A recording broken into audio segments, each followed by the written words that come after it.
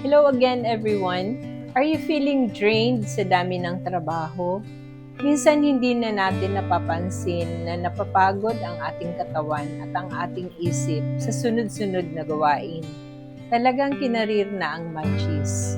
Pero minsan, na-stress na rin pala tayo or worse, burnout na pala.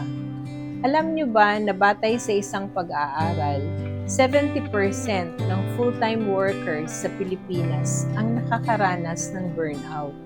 Pero paano mo nga ba malalaman kung burnout ka na?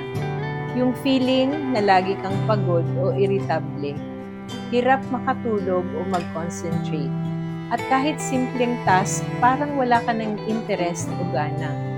Maaaring mangyari ang mga ito sa sobrang daming workload, hindi clear ang role o expectations at walang boundaries.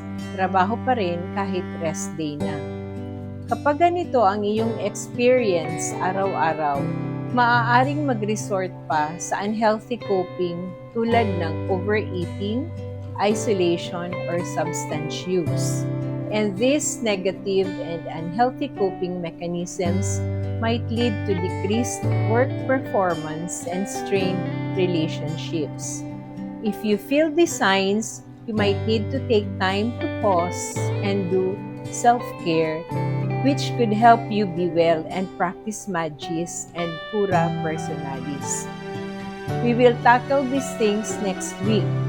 Please remember, mental health is beyond illness. It's also about wellness. Diyos mabalis po and see you next week.